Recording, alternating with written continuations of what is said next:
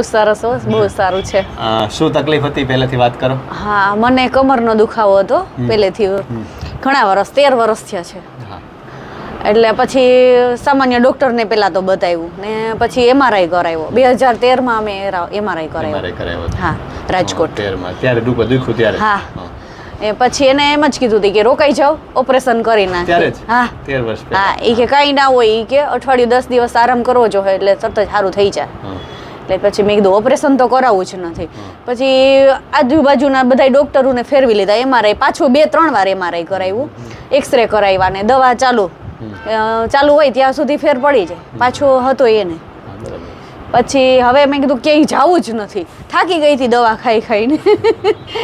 પછી પાછો જુનાગઢ MRI કરાવ્યો અને પછી આ વિડીયા જોયા અમે તમારા યુટ્યુબમાં, ફેસબુકમાં, ઇન્સ્ટામાં. અને પછી અમારા સગા છે એ પણ અહીંયા આવેલા હતા એટલે એના અભિપ્રાયથી અમે અહીંયા આવ્યા. અને પછી આ પહેલી વખત આવ્યા ને પછી બીજી વખત આવ્યા, ઘણોય ફેર છે અમને.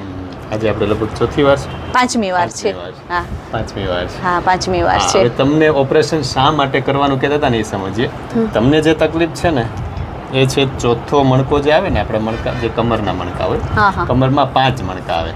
આપણે કમર હોય ને એમાં 5 મણકો આવે, પહેલો, બીજો, ત્રીજો, ચોથો ને 5મો. એમાં જે આ ચોથો મણકો છે ને આગળની તરફ ખસી ગયો છે. કેવી રીતે ખસે? દાખલા તરીકે આ ચોથો મણકો છે ને આ 5મો મણકો છે, તો આવી રીતે આમ થઈ ગયો છે. આમ એક લાઈનમાં હોય, એક લાઈનમાં એની જગ્યાએ આમ થઈ ગયો છે, આગળ આવી ગયો છે. તો આગળ આવે ને એટલે હવે શું થાય, આ આગળ આવવાને કારણે અહીંયા આ નસ હોય ને એમાં જગ્યા, આ ફોરામેન કહેવાય, જગ્યા કહેવાય, એમાંથી નસો બહાર આવતી હોય. તો એની ઉપર દબાણ આવે. આખો આ મણકો જે છે એ આગળની તરફ આમ આવી જાય એટલે આ નસ ઉપર દબાણ આવે. એ નસ ઉપર દબાણ આવે ને એ નસ પગમાં જતી હોય. એટલે આ નસ ઉપર દબાણ આવે એટલે આખો પગ દુખે. તકલીફ અહીંયા છે, જે મણકું ખસ્યું છે ને એના કારણે. ડૉક્ટર શું કરે, આ મણકું જે આટલું ખસ્યું છે ને એને આમ સીધું કરી નાખે.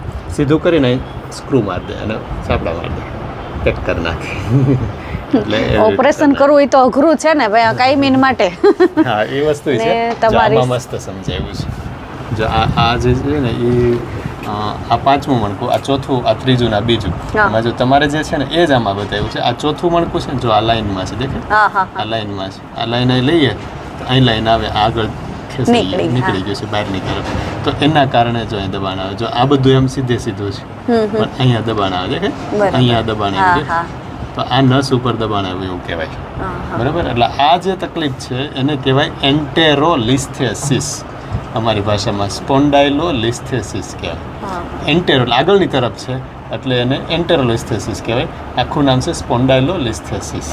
એટલે આ સ્પોન્ડાઇલોલિસ્થેસિસ તમને રોગ કહેવાય, તકલીફ કહેવાય.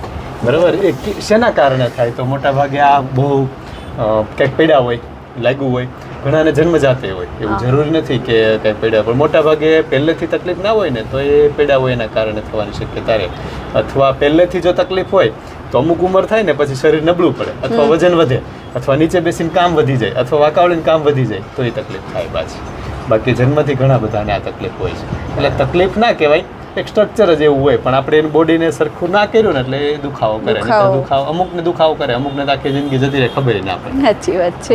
એટલે આપણે બોડી વધે, શરીર વધે એટલે શું થાય, દબાણ આવે એના ઉપર. દાખલા તરીકે આ મણકું આગળ ખસેલું છે, હવે આખા શરીરનો વજન આ કમરના મણકા ઉપર આવ્યો, હવે આખું આગળ ઝૂકે એટલે એની ઉપર દબાણ આવે.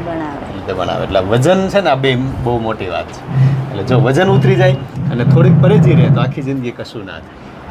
મેઇન વસ્તુ એ છે કે આપણી આ સારવાર પદ્ધતિ જે છે એ સારવાર પદ્ધતિમાં દવા વગર, ઇન્જેક્શન વગર અને ઓપરેશન વગર મટે છે ને આ મોટી વાત છે. હા, એ સાચું છે ને. ઓપરેશન તો કરાવી નહીં પછી કઈ એનો ગેરંટી તો નથી કે મટી જ જવાનું છે. મટી તો જાય જ, કારણ કે સ્ક્રૂ બેસાડી દીધા હોય એટલે. પણ પછી એનું ઉપરનું મણકું ખસે, એ બંને તો પેક થઈ ગયા. હવે એને કાંઈ નથી થવાનું, હલવાનું નથી, કારણ કે આનું જે કામ છે આ મણકાને બધું કરવું પડે. એટલે ડબલ કામ આની ઉપર આવે, ડબલ કામ આની ઉપર આવે એટલે આ વધારે રામ કરે. એટલે ઓપરેશન પછી પણ પરેજી બહુ પાડવી પડે. જો પરેજી ના પાડી તો ઉપરનું મણકું ખસે. એટલે કારણ કે આ બે ફિક્સ થઈ ગયા, એ કામ કરવાનું નથી તો એનું કામ આની ઉપર આવે, એને લોડ આવે એટલે વધારે તકલીફ પડે. એટલે અત્યારે સેટ ટુમાં જે નસ દબાતી હતી નસ ખુલી ગઈ. એવું જરૂર નથી કે મણકો એની જગ્યાએ જ આવ્યું હોય, પણ નસ ખુલી ગઈ એટલે દુખાવો જતો રહ્યો. આપણો મેઇન ટાર્ગેટ એ છે કે નસ ખોલવાની.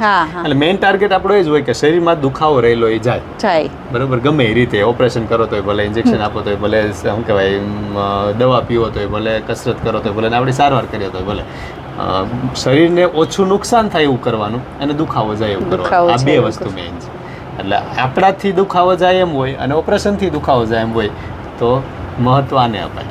કારણ કે ઓપરેશનમાં તો મેઇન છે દવા પીવાની, ઇન્જેક્શન ખાવાનું, પડ્યું રહેવાનું, કેટલાય દિવસ આરામ કરવાનો. એ તો આરામ તો કરવો જ પડે. આમાં તો મેં આરામનું કંઈ કીધું, આરામનું તો કંઈ ઊભા કીધું રહીને છે જે કામ કરો એ કરી શકાય. બધું કરીએ છીએ. બધું કરી શકાય. એટલે મેઇન વસ્તુ છે. બીજું મોટી વાત દવા પીવાની નથી. હા, બધા એનાથી ને જ કંટાળે છે, દવાથી ને જ. ને મારે કંઈ કરવું જ નહોતું, ભલે મેં કીધું દુખાવો રે, પણ મારે ઓપરેશન તો કરાવવું જ નથી. નહીંતર ઘણા લોકોએ કીધું હતું કે ઓપરેશન કરાવીને 6 મહિના આરામ કરી લેજે એમ. પણ પછી ના, પછી પરેજી તો બહુ બહુ પરેજી તો રાખવી જ પડે. હા, પરેજી અત્યારે હવે ઓપરેશન પછીની જે પરેજી છે એ પરેજી તમે અત્યારથી પાળવા માંડો. હા, એટલે હા, એ તો છે જ. કારણ કે સેટિંગ તો થઈ ગયું, સેટિંગ તો થઈ, પરેજી પાડો એટલે પૂરું થઈ ગયું. ના, જે સ્ક્રૂ બેસાડીને કર્યું એ અમે આવી રીતનું કરી નાખ્યું. આ સારું ને. હા, સારું. બહુ સરસ. બરાબર. એટલે મેઇન વસ્તુ એ છે કે આવી જેને તકલીફ હોય, કોઈ એમ કે મણકું ખસી ગયું છે, તમારે ઓપરેશન કરવું જ પડે એમ હોય, જો કરવું હોય તો કરી નાખવું, પણ ના કરવું હોય તો અહીં આવી જવું. બરાબર. ઓપરેશન ના કરવું હોય, કોઈની ઈચ્છા ન હોય કે નહીં મારે ઓપરેશન કરવું જ નથી, તો પછી આપણે આ સારવાર પદ્ધતિનો ઉપયોગ કરી અને આપણી સારવારથી મટાડી શકીએ. બેન એનું ઉદાહરણ છે કે એમને ઘણું બધું અત્યારે ફાયદો છે અને ઘણું સારું છે.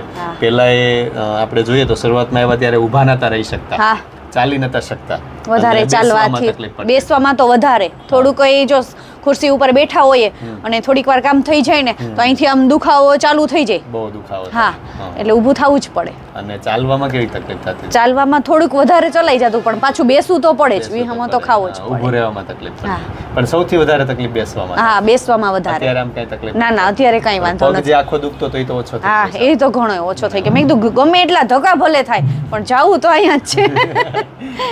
ભગવાનની ઈચ્છા હશે ને. બહુ સરસ. ના, સરસ. અમુક દિવસો છે ને દુઃખ ના હોય, જતા રહે, બીજું શું હોય. બહુ સારવાર સરસ છે. સરસ સરસ. જય શ્રી કૃષ્ણ. Thank you. જય શ્રી કૃષ્ણ.